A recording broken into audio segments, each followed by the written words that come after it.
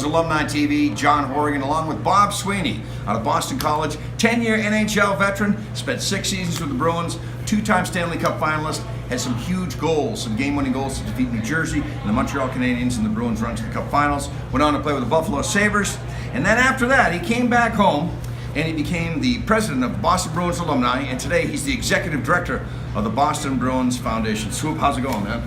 Good, Johnny. How you doing? Good, thank you. If it weren't for this guy, folks, I wouldn't have this job. Just want to let you know that up front. First of all, I want to thank you on behalf of Bruins Nation, what you've done for this organization since you've come back to the family with the Boston Bruins Alumni, with the outreach that you did with them, and then you turned the reins over to Rick Middleton, and today with the Boston Bruins Foundation. I just want to salute you on behalf of all the people that you've helped. Well, thank you. It's sometimes you get cast into different roles, especially when you're done playing hockey. And I think for me, ever since I lost my sister-in-law on 9/11, it seemed like I was destined to be in the fundraising world. And I enjoy going to work every day, trying to look out for new charities that we can help out, or kids or organizations. And that's the best. I mean, Johnny Dunleavy, who you know is our coach, we were together on Saturday at a Mass Down Syndrome event, and to see all the kids there and what we do for Mass Down Syndrome from an alumni standpoint to a foundation standpoint makes me very proud for all we do for the Mass Down Syndrome Congress. Thanks, and you have certainly put a face in the Boston Bruins community out there with your staff, so just again, all the goodwill that you've done. Let's talk about your NHL career. Your rookie season, technically 87-88, you had a 20-goal season. You stepped right into that. Was a great team.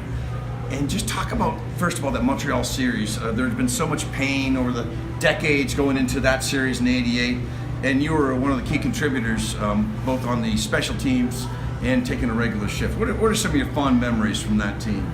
Well, I remember my first left winger was Rick Middleton, and I asked Nifty, as everybody knows him, I said, "Nif, where do you like the puck?" And he kind of just shook his head. He's like, throw it at my skates. And it was so true. I've never seen a guy kick the puck up from his feet to his stick better than Rick Middleton.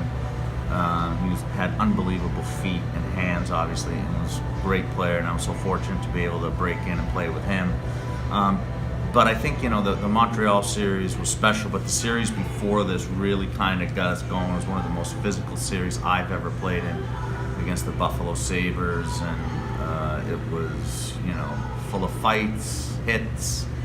It was just a complete war for 6 games, and I think we were ready for the Canadiens. I don't think people gave us a chance after we got beat pretty good the first game, but then, we kind of stormed back and we were resilient, and we took it as one game, and it takes 4 games to win a series, and that was our motto, and then we won the next 4. And as you said, it was something that the Bruins hadn't done in 45 years, beating the Canadiens in a playoff series, so that was special. And I'll never forget coming off the plane and all the people, at the airport. It was like we had won the Stanley Cup. It had been that long since we had beaten the Canadiens, so it was special. Then you went on to that one of the strangest games, I believe, in NHL history in the playoffs.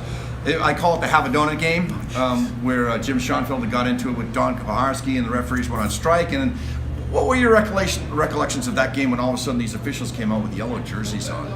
It was crazy. It was Game 6 of the conference semifinals, the winner going to the Stanley Cup, and it was crazy. But I do remember getting my butt kicked by Ken Danico.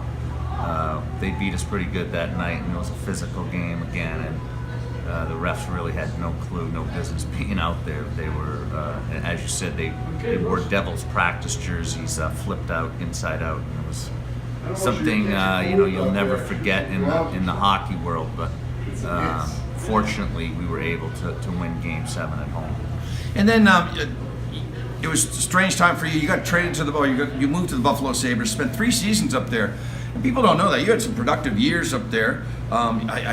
8 shorthanded goals in 3 seasons. You were a big penalty killer. And then you scored a game winner to defeat the Bruins in the Stanley Cup Finals and basically knock them out.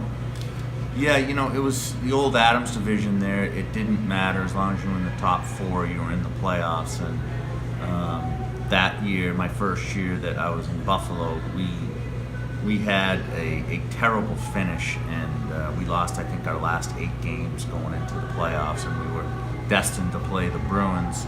and I think they finished about 30 points in front of us. But I think the one thing I'll take out of my Buffalo years was John Muckler and the way he could prepare a team for the playoffs.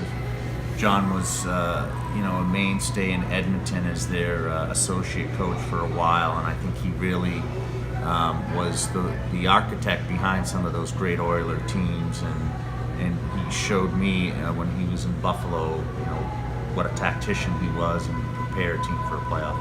And finally, how did you get the nickname Swoop?